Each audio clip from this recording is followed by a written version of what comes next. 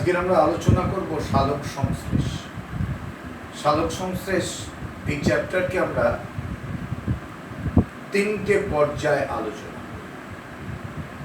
প্রথম পর্যায়ে থাকবে সালোক সংশ্লেষকে উপচিতিমূলক প্রক্রিয়া বলে কেন, সালোক সংশ্লেষকে জারণ বিজারণমূলক প্রক্রিয়া বলে কেন, সালোক সংশ্লেষকে অঙ্গারাত্মীকরণমূলক প্রক্রিয়া বলে কেন, সালোক সংশ্লেষের উপাদানগুলির উৎস ও ভূমিকা। আমাদের প্রথম আলোচনা সালোক সংশ্লেষকে কতগুলো বিশেষণ প্রয়োগ করা হয়। প্রথমে উপচিতিমূলক প্রক্রিয়া বলার কারণ, যে পদ্ধতিতে জীবের দেহের শুষ্ক ওজন বৃদ্ধি পায় তাকে বলা হয় উপচিতি। সালোক সংশ্লেষ প্রক্রিয়ায় পরিবেশ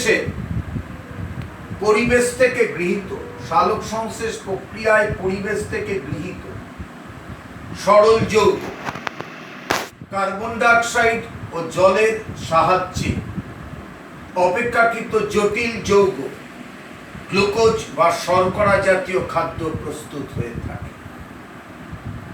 ফলে প্রোটোপ্লাজমের গঠনাত্মক পরিবর্তন ঘটে ও জীবদের শুষ্ক ওজন বৃদ্ধি পায়। সালোক সংশ্লেষকে তাই উপচিতিমূলক প্রক্রিয়া বলা হয়। তাহলে দ্বিতীয় যে আলোচনা হবে, শুষ্ক ওজন কাকে বলব? জীবিত অথবা সদ্য মৃত জীবদেহকে 75 ডিগ্রি সেন্টিগ্রেড তাপমাত্রায় 24 ঘন্টা রাখলে তার সরস ওজন 60 থেকে 70% হ্রাস পায়। এই অবস্থায় জীবের যে ওজন পাওয়া যায় তাকে বলা হয়ে থাকে তোমার শুষ্ক ওজন। সালোক সংশ্লেষকে জারণ বিজারণমূলক প্রক্রিয়া বলবো কেন? সালোক সংশ্লেষের রাসায়নিক সমীকরণ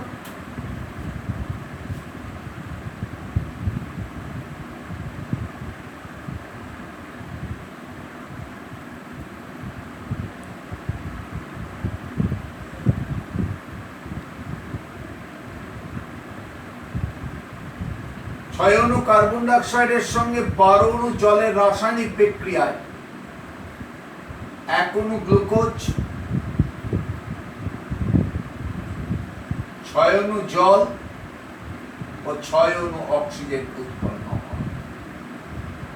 সালোক সংশ্লেষের দুটো দশা, একটা আলোক দশা, একটা অন্ধকার দশা।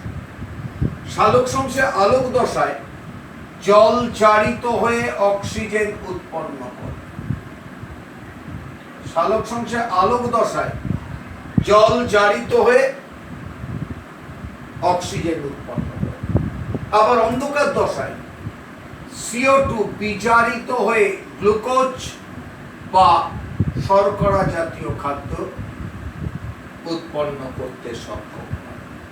তাই সালোক সংশ্লেষকে জারণ বিজারণমূলক প্রক্রিয়া বলা হয়ে থাকে। নেক্সট, সালোক সংশ্লেষকে অঙ্গারাত্মীকরণমূলক প্রক্রিয়া বলবো কেন? সালোক সংশ্লেষ প্রক্রিয়ায় পরিবেশের কার্বন ডাইঅক্সাইডের কার্বন কোষস্থ জৈব যৌগ অর্থাৎ গ্লুকোজ মধ্যে অঙ্গীভূত হয়। সালোক সংশ্লেষ প্রক্রিয়ায় পরিবেশের কার্বন ডাইঅক্সাইড কার্বন কোষস্থ জৈব যৌগ অর্থাৎ গ্লুকোজ মধ্যে অঙ্গীভূত হয়। তাই সালোক সংশ্লেষকে অঙ্গারাত্মীকরণ বলা হয়। তাহলে সালোক সংশ্লেষ কাকে বলব? যে জৈবনিক প্রক্রিয়ায় ক্লোরোফিল যুক্ত জীব, বিশেষত সবুজ উদ্ভিদ, সূর্যালোকের ফোটন কণার উপস্থিতিতে তার মেসোফিল কলাস্থিত ক্লোরোপ্লাস্ট যুক্ত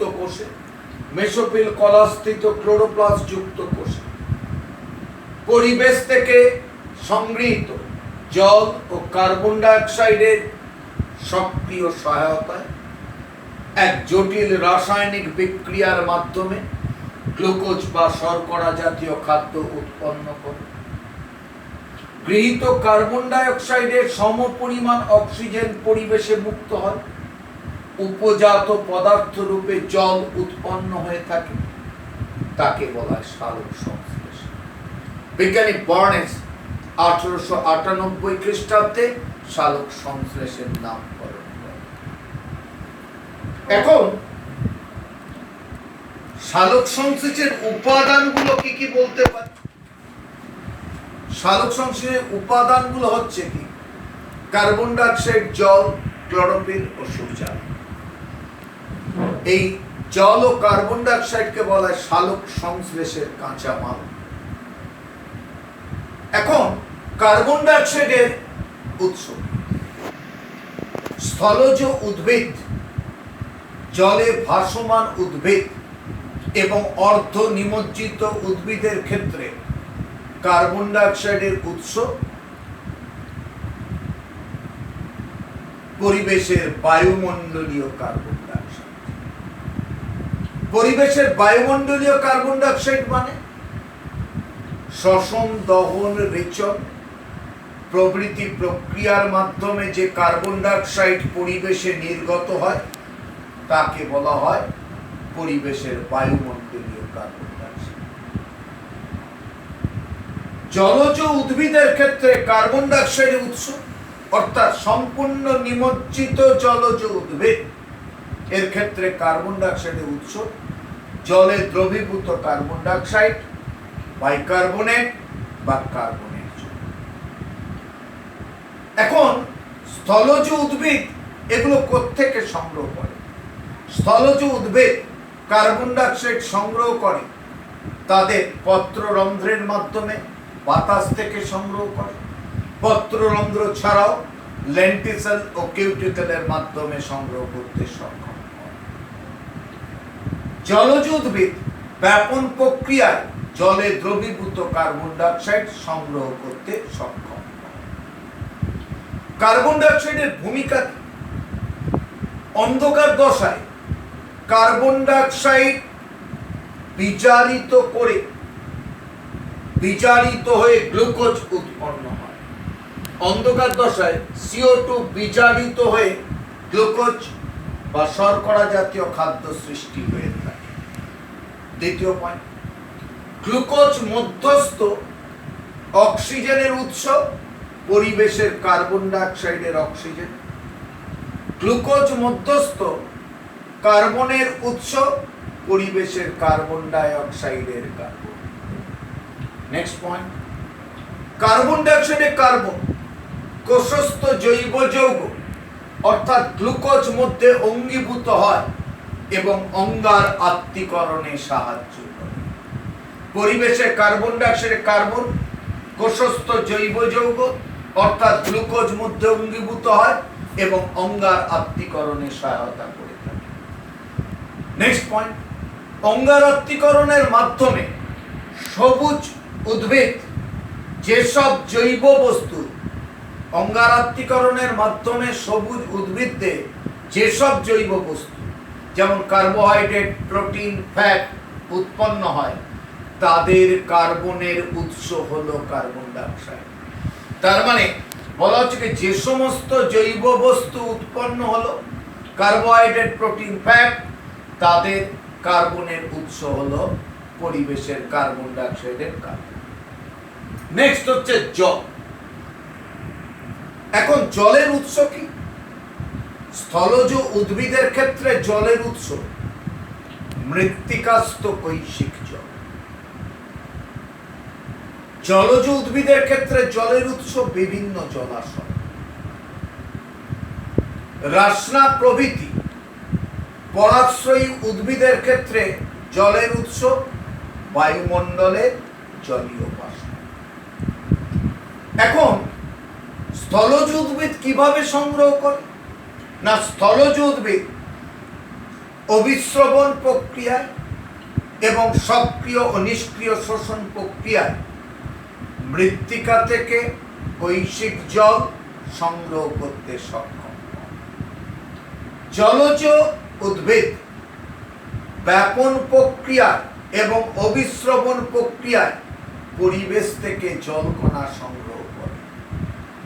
রাসনা প্রভৃতি অর্কিড জাতীয় উদ্ভিদ তাদের বায়বীয় মূল বা ভেলামেনে অবস্থিত স্পঞ্জি প্যারেনকাইমা কলার মাধ্যমে ব্যাপন প্রক্রিয়ায় জলীয় বাষ্প থেকে জলের চাহিদা পূরণ করে। এখন জলের ভূমিকা, গ্লুকোজ মধ্যস্থ হাইড্রোজেনের উৎস হচ্ছে জল। গ্লুকোজ মধ্যস্থ হাইড্রোজেনের উৎস মৃত্তিকাস্থ কৈশিক জল বলা হয়ে থাকে। 2 নম্বর পয়েন্ট, জলের বিশ্লেষণের ফলে জলকণা যদি বিয়োজিত হয়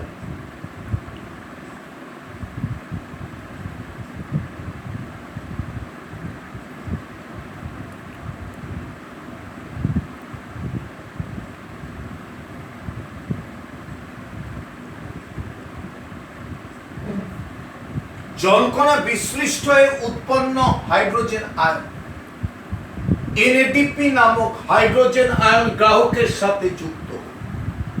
জলকণা বিশ্লিষ্ট হয়ে উৎপন্ন হাইড্রোজেন আয়ন NADP নামক হাইড্রোজেন আয়ন গ্রাহকের সাথে যুক্ত হয়ে বিজারিত NADP বা NADPH2 যৌগ উৎপন্ন করে, যা অন্ধকার দশায় কার্বন যৌগের বিজারণে সাহায্য করে, কার্বন যৌগের বিজারণে সহায়তা করতে সক্ষম হয়। নেক্সট, জল বিশ্লেষণের ফলে উৎপন্ন হাইড্রক্সিল আয়নস্থিত ইলেকট্রন। জল বিশ্লেষণের ফলে উৎপন্ন হাইড্রক্সিল আয়নস্থিত ইলেকট্রন ক্লোরোফিলের ইলেকট্রনের চাহিদা পূরণ করে। জল বিশ্লেষণের ফলে উৎপন্ন হাইড্রক্সিল আয়নস্থিত ইলেকট্রন ক্লোরোফিলের ইলেকট্রনের চাহিদা পূরণ করতে সক্ষম হয়। লাস্ট পয়েন্ট, সালোক সংশ্লেষ প্রক্রিয়ায় পরিবেশে যে অক্সিজেন উৎপন্ন হয়, এই অক্সিজেন মৃত্তিকাস্থ কৈশিক জল বিশ্লেষণের ফলে সৃষ্ট হয়ে থাকে। নেক্সট, এরপরে হচ্ছে তোমার ক্লোরোফিল। ক্লোরোফিলের উৎস কি? ক্লোরোপ্লাস্টিডের দানা মধ্যস্থ কোয়ান্টাজম দানার মধ্যে ক্লোরোফিল বর্তমান থাকে। এখন ক্লোরোফিলের স্ট্রোমা নামক ধাত্রে 4টি সদিশ অংশ গ্রানা বর্তমান এবং প্রতিটি গ্রানা অসংখ্য থাইলাকয়েড নিয়ে গঠিত হয়। এই থাইলাকয়েডের মধ্যে থাকে কোয়ান্টাজম দানা, যাকে বলা হয় সালোক সংশ্লেষকারী একক। আরো যদি বিশদভাবে বলা যায়, এই কোয়ান্টাজম দানার মধ্যে থাকে 250 থেকে 300টি ক্লোরোফিল অণু, যাদেরকে বলা হয় অ্যান্টেনা ক্লোরোফিল, যারা সৌরশক্তি গ্রহণে সক্ষম থাকে। নেক্সট আমরা কি দেখব না, এই ক্লোরোফিলের মৌলিক উপাদান। ক্লোরোফিলের মৌলিক উপাদান carbon, hydrogen, oxygen, nitrogen, magnesium. Chlorophyll A যদি দেখি, ক্লোরোফিল এ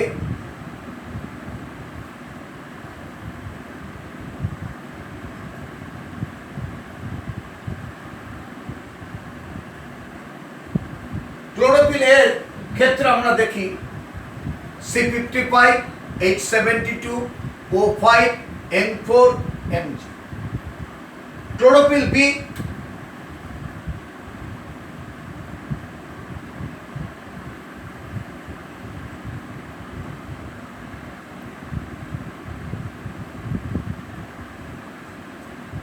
বি হচ্ছে C55, H70, O6, N4, Mg।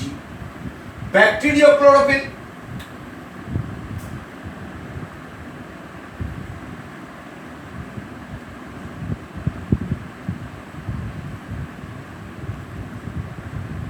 C55, H74, O6, N4, Mg। Bacteria ক্লোরোফিলের ক্ষেত্রে C55, H74, O6, N4, Mg। তার মানে ক্লোরোফিলের মৌলিক উপাদান হচ্ছে carbon, hydrogen, oxygen, nitrogen, magnesium. এখন ক্লোরোফিলের যদি স্ট্রাকচারটা লক্ষ্য করি কি দেখব, ক্লোরোফিল অণুর 4টি পাইরল বলয় বর্তমান, 4টি পাইরল বলয় বৃত্তাকারে, এই 4টি পাইরল বলয় বৃত্তাকারে সজ্জিত থাকে এবং এর কেন্দ্রে থাকে ম্যাগনেসিয়াম। ক্লোরোফিলের 4টি পাইরল বলয় বর্তমান, এর কেন্দ্রে রয়েছে ম্যাগনেসিয়াম এবং বলা হয় 4 নম্বর পাইরল বলয়ের সঙ্গে এবং 4 নম্বর পাইরল বলয়ের সঙ্গে একটা ফাইটল শৃঙ্খল যুক্ত থাকে। ক্লোরোফিল 4 নম্বর পাইরল বলয়ের সঙ্গে একটা ফাইটল শৃঙ্খল যুক্ত থাকতে মূলত সক্ষম হয়। বর্ণালীর 7টি আলোর মধ্যে বেগুনি বর্ণ, নীল বর্ণ, লাল বর্ণ অংশই ক্লোরোফিল এ ও ক্লোরোফিল বি দ্বারা শোষিত হয়। সবুজ অংশ সবচেয়ে কম পরিমাণে শোষিত হয়ে থাকে। এখন ক্লোরোফিলের ভূমিকাটা কি? ক্লোরোফিল সূর্যালোক শোষণ করে উত্তেজিত তেজময় হয়ে ওঠে। ক্লোরোফিল সূর্যালোকের ফোটন কণা শোষণ করে উত্তেজিত তেজময় হয়ে ওঠে এবং জলের বিশ্লেষণ ঘটায়, জলকে হাইড্রোজেন আয়ন ও হাইড্রক্সিল আয়নে বিশ্লিষ্ট করে। এখন বিজ্ঞানী কেলভিনের মতে এই ক্লোরোফিল অণু পরোক্ষভাবে জলের বিশ্লেষণ ঘটাতে সক্ষম হয়। দ্বিতীয় পয়েন্ট, ক্লোরোফিলের উপস্থিতিতে সৌরশক্তি এটিপির মধ্যে রাসায়নিক শক্তি রূপে স্থিতিকৃত হয়। ক্লোরোফিলের উপস্থিতিতে সৌরশক্তি এটিপির মধ্যে রাসায়নিক শক্তি রূপে স্থিতিকৃত হবার ক্ষমতা রাখে এবং ক্লোরোফিল থেকে নির্গত ইলেকট্রন বিভিন্ন ইলেকট্রন আয়ন বাহকের মাধ্যমে পরিবাহিত হয়। এই বিভিন্ন ইলেকট্রন আয়ন বাহকের মাধ্যমে পরিবাহিত হবার সময় শক্তি বিচ্ছুরিত হয়।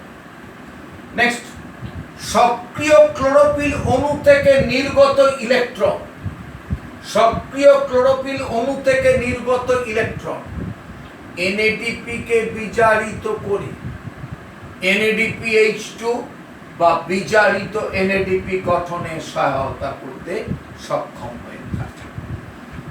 নেক্সট হচ্ছে সূর্যালোক।